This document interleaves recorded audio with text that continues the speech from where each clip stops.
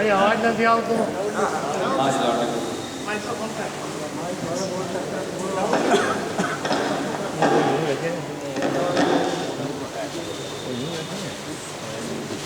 आप लोगों में से जितने लोग हैं जिनको हार्ट डिजीज है ऐसे मैं जानना चाहता हूँ तो भी यहाँ अपने हार्ट रेज कर सकते हैं। अच्छा, तो ओवरऑल हार्ट डिजीज वर्ल्ड का और इंडिया का भी नंबर 1 किलर, यानी कि अबाउट 24% ऑफ डेथ जो सेंसस में देखेंगे 24% of death in India is from heart disease, 24%, तो वो नंबर 1 है। बाकी के कंडीशंस होते हैं जैसे लंग डिजीज नंबर 2 में आता है, वो may be 10-15% cause of death होता है। बाकी कंडीशंस अब बहुत सारी हैं, तो ये ओवरऑल वर्ल्ड का भी और इंडिया का भी नंबर 1 किलर डिजीज़ है। और दूसरा क्या है कि ये डिज़ीज़ प्रिवेंटेबल है। बहुत सी चीज़ें हो सकती है जिसमें अपने डिज़ीज़ को प्रिवेंट कर सकते हैं, यानी कि 24% में से ऑलमोस्ट 50% रिड्यूस हो सकता है अगर प्रिवेंटिव ट्रीटमेंट्स करी जाए तो थोड़ी बहुत। तो उसके बारे में बात करूँगा। आज मेरा टॉपिक का फोकस यही है कि ऐसा क्या कर सकते हैं जिससे हार्ट डिजीज़ प्रिवेंट भी हो सके। दूसरा कि अगर आपको एग्जिस्टिंग हार्ट डिजीज़ है तो क्या कर सकते हैं कि जो उसको मिनिमल इफेक्ट हो जाए उसका, उसको सप्रेस कर सकते हैं। तो firstly mechanism of disease basically क्या है कि हार्ट डिजीज़ के अंदर various types of heart disease, लेकिन जो मेन प्रॉब्लम वाला डिजीज़ है वो ब्लॉकेज की वजह से होता है। हार्ट डिजीज़ की आर्टरीज के अंदर कोलेस्ट्रॉल बिल्डअप होता है और ब्लॉकेज हो जाता है।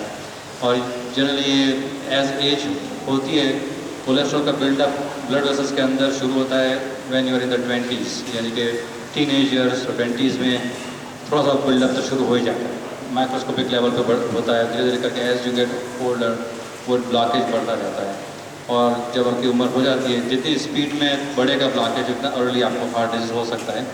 अगर आप लकी हुए और 90 ईयर्स 100 ईयर्स तक ब्लॉकेज है लेकिन फिर भी ज़्यादा नहीं है तो you will not have heart problems.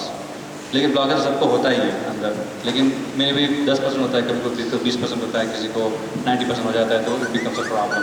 तो अगर ब्लॉकेज 70% से ज़्यादा कोई भी ब्लड वेसल में है बॉडी के अंदर, 70% और मोर सीवियर ब्लॉकेज है 70%, तो उसके रिजल्ट से सिम्टम आते हैं। सिम्टम यानी कि अगर हार्ट का है तो ब्लॉकेज, तो हार्ट चेस्ट पेन, सांस फूलना, चक्कर आना, ब्लड प्रेशर की प्रॉब्लम्स, तो ये सब सिम्टम्स आते हैं from blockage in the heart. अगर ब्लॉकेज नेक की आर्टरीज में है या ब्रेन की आर्टरीज में तो स्ट्रोक हो जाता है, विच इज़ लकवा हो जाता है, paralysis, that's because one of the blockage of the vessels of the brain. तो ये डिजीज़ एक ही है, अलग अलग ऑर्गन्स पे उसके अलग अलग इफेक्ट आती है। किडनी में भी आ सकता है ब्लॉकेज, जैसे किडनी फेलियर हो जाता है। कभी कभी ब्लॉकेज हो जाता है इनटू द लेग सर्कुलेशन, तो पैर में चलने में तकलीफ हो जाती है, चलना तो पैर में दर्द होता है, तो ये भी ब्लॉकेज की सिम्टम है। फिर because of that you know ये जो प्रोसेस जो एथेरोस्क्लेरोटिक डिजीज़ बोलते हैं इंग्लिश में, कि जो ब्लॉकेज बनना वो कोलेस्ट्रॉल का बिल्डअप है, वो बनते बनते उसके जो फैक्टर्स हैं वो सब मैं समझाता हूँ। तो there are symptoms, there are fine, जो बोलते हैं रिस्क फैक्टर बोलते हैं मेडिकल टर्म्स में, कि देर आर हर एक इंसान के पास एक तो DNA है जो थोड़ा डिजीज़ का रिस्क फैक्टर बन जाता है, कि उनकी फैमिली हिस्ट्री में कुछ है, या उनका नेशनैलिटी बोलते हैं, रेस बोलते हैं। वो भी पूरे वर्ल्ड में देखो, स्टडी करो तो इंडियन पॉपुलेशन जो अपने लोग हैं, we have the one of the highest risk in all the other races, यानी कि whites, blacks, African American, Asian, Chinese, सब में इंडियंस का सबसे नंबर 1 है in terms of just genetics, यानी कि we are born with high risk of heart disease. वो शुरुआत से एक डिसएडवांटेज हो जाए। नेक्स्ट आता है अदर फैक्टर्स। उसमें कुछ फैक्टर्स ऐसे हैं जो अपने कंट्रोल कर सकते हैं, वो बाद में बताता हूँ। पहले वाले फैक्टर्स हैं जो अपने कंट्रोल नहीं कर सकते, यानी कि one factor is age. So age में क्या है कि age you get older heart disease के चांस बढ़ते हैं। आपको out of like heart attack के जो केसेस देखो 100 केसेस में, जो 50% केसेस हैं वो ओवर द एज ऑफ 70 हैं, 50% of cases are below the age of 70। तो age is a risk factor. Second is male, being a man versus woman. तो वुमेन के अंदर ऐसा है कि जब तक कि वुमेन का मेनोपॉज नहीं होता, यानी कि वन अनटिल दे आर 45, तब तक उनके जो हार्मोन्स हैं वो उनको हार्ट डिजीज़ को दबा के रखती है, यानी कि वो बेनिफिशियल है उनके लिए। तो वुमेन में हार्ट डिजीज़ कम नज़र आता है, लेकिन आफ्टर दे क्रॉस 45 तो वो हार्ट डिजीज़ धीरे धीरे करके मेन के जितनी बराबरी का बन जाता है ultimately. Next is family history which is the same thing as genetics. अगर फैमिली हिस्ट्री में अगर जितने मेंबर ज़्यादा फैमिली में हार्ट डिजीज वाले हैं, आपका रिस्क उसके मल्टीप्लाई में बढ़ता रहता है। Risk of heart disease developing in you, अगर ब्रदर को है, 2 ब्रदर्स को है, 3 ब्रदर्स को है, तो multiply that becomes risk factors of heart disease. In fact अगर आपकी फैमिली में ज़्यादा हार्ट डिजीज है तो आपको कुछ हो नहीं रहा है, फिर भी आपको चेकअप कराना ज़रूरी है, क्योंकि 90% चांसेस आपको निकलेगा। कुछ फैक्टर्स ऐसे हैं जो आप कंट्रोल या रिवर्स कर सकते हैं जिससे हार्ट डिजीज आती है। Number 1 cholesterol itself. जो मैंने बताया कोलेस्ट्रॉल का बिल्डअप हो रहा है, कोलेस्ट्रॉल को बिल्डअप का जो होता रहा है वो सबके लिए मैंने बताया है, लेकिन जो स्पीड ऑफ बिल्डअप वो कम करना हो तो कोलेस्ट्रॉल लेवल कम करना है। तो उसमें काफ़ी चीज़ें आती हैं, डाइट आता है, एक्सरसाइज आता है, बट ऑल्सो एक मेडिसिन आती हैं। तो there are lot of patients जिनके अंदर मेडिसिन होना लेना ज़रूरी है। तो मैं आपको बताता हूँ कब आएगा वो क्वेश्चन का आंसर देता हूँ। लेकिन एक होता है high cholesterol, second is diabetes. Diabetes can increase और give you double the risk of heart disease just because of your diabetic, your risk is double. Next is smoking. Smoking है same thing, your risk is 3 times heart disease if you are smoker. तो smoking control करना, ये सब चीज़ें को control हो सकती है। डायबिटीज़ अगर शुगर तुम्हारी नॉर्मल है और मेंटेन करते हो नॉर्मल, तो ये डायबिटीज़ का जो रिस्क बता रहा हूँ वो भी कम हो जाएगा। Same applies to cholesterol. वो अगर कोलेस्ट्रॉल का हाई शुरुआत में है लेकिन आप कंट्रोल ले आते हो तो कोलेस्ट्रॉल का जो इफेक्ट ऑफ हार्ट डिजीज वो भी मिनिमल हो जाएगा। तो there are things which you can control. ये कोलेस्ट्रॉल, ये sugar, blood pressure, again you can control blood pressure. Blood pressure ठीक हो गया तो हार्ट डिजीज के ऊपर का रिस्क कम हो जाएगा। फिर होता है ओबेसिटी और what we call BMI। BMI का मतलब होता है बॉडी मास इंडेक्स। तो if you look at the inches versus pounds का जो रेशियो में देखो तो द टॉप में अगर रखेंगे नम की वेट और बिलो रखेंगे हाइट इन इंचेस, तो एक रेशियो बनता है, उसको बोलते हैं BMI। और BMI 24 से कम हो वो नॉर्मल है।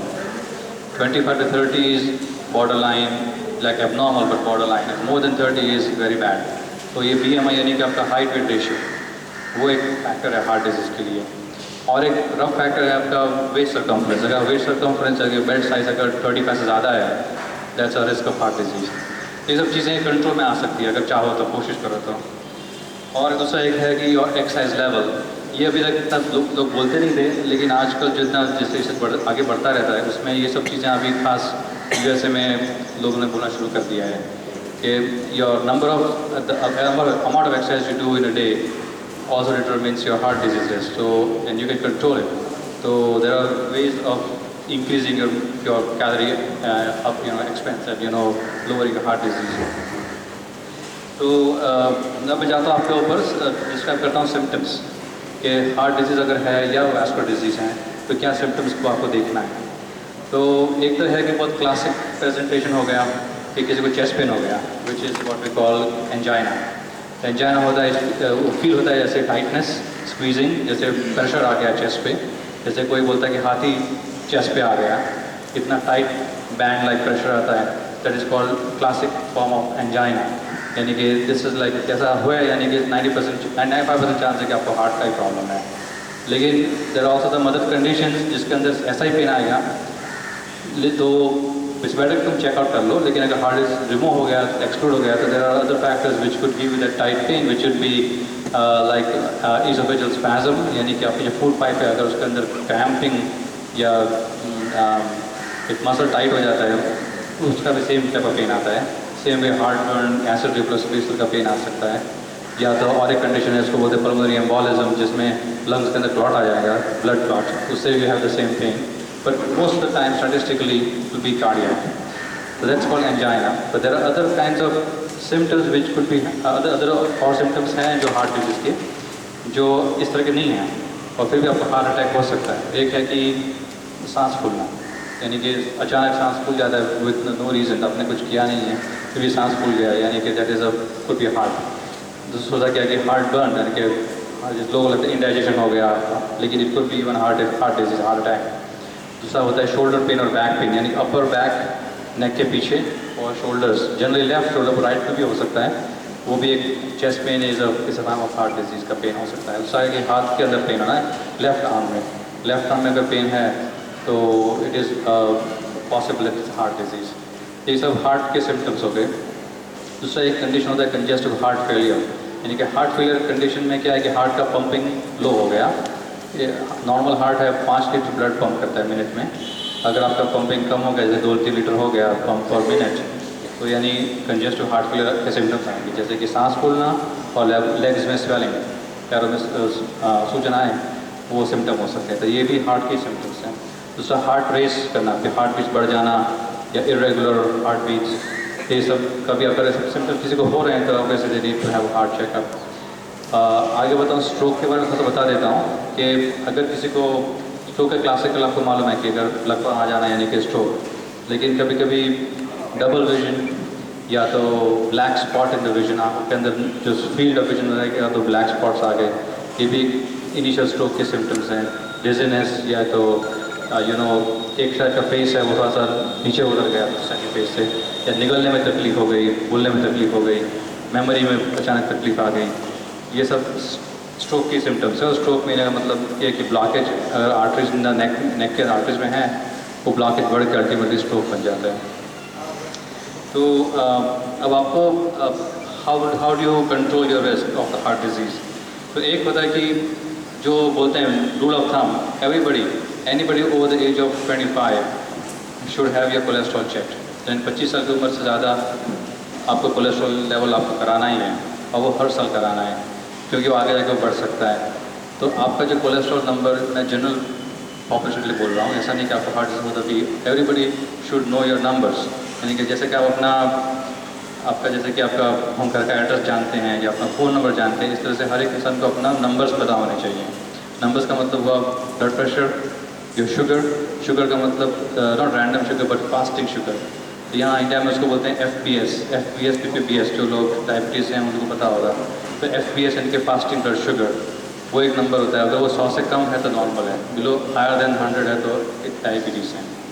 तो वो एक नंबर पता होना चाहिए। ब्लड प्रेशर आपका नॉर्मली रेस्टिंग कंडीशन में कितना रहता है, वो आप एक बार चेक करा लें, तो वो नंबर आपको मालूम होना चाहिए आपका क्या रहता है। और कोलेस्ट्रॉल क्या रहता है, उसमें कोलेस्ट्रॉल में 3 कंपोनेंट्स खास देखने के होते हैं। एक होता है LDL, एक होता है HDL, एक होता है ट्राइग्लिसराइड। ये तीनों नंबर्स के इंपॉर्टेंस हैं। LDL ये सबसे वर्स्ट बोलते हैं, उसमें अगर वो एक LDL का 130 से ज़्यादा है, 130 से ज़्यादा,